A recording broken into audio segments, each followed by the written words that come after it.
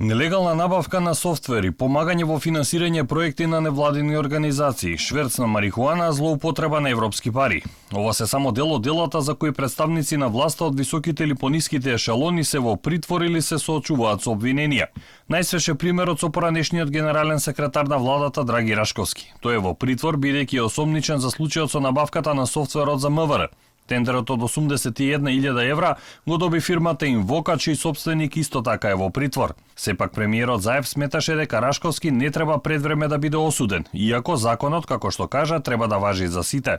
Рашковски беше генерален секретар на владата и во која што јас бев премиер барем до 2019. После тоа е секретар за имплементација на програмата на владата и е мој соработник. Може сум пристрасен, може не сум пристрасен, тоа ќе го затоа постојат независни институции да го утврдат. Но важна е пораката, што треба сите да ја сватиме. Никој не е недопирлив во државата. Законот важи еднакво за сите. Но при тоа треба да знаеме исто така дека никој не е виновен додека не му се докаже вината. По заминувањето на Рашковски во притвор, за него беа отворени и други афери. Дел од медиумите пишува и за случај во кој случил 3-годишен договор за софтверски лиценци од милијарда денари, откако во отворена постапка отпаднале условите за техничка и професионална способност. Рашковски беше во фокусот и поради земјиште во Побожје кое го немаше во неговиот анкетен лист, како и джипот Волво.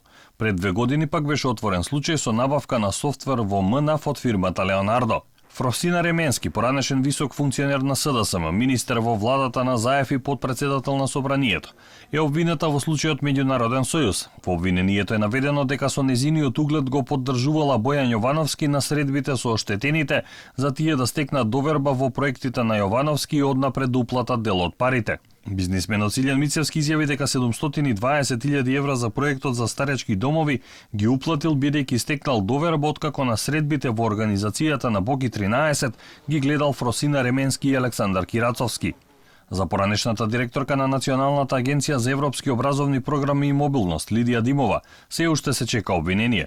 Против неа е поднесена кривична пријава за измена и штета од 400.000 евра европски пари во случајот Фризерница. Димова се товари за злоупотреба на службената положба.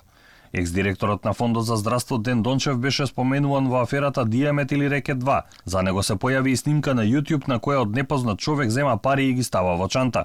Освен функционери од ваков калибар, со законот се судрија и раководни лица од пониските ешалони во одредени ресори.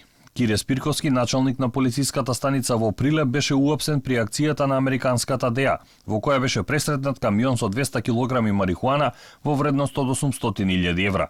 Со Спирковски беше уапсен и Александар Ушилковски, возач на братучедот на Зоран Заев, Трајче Заев. МВР пак беше во фокусот на вниманието на јавноста откако беа објавени аферите Мафија 1 и Мафија 2.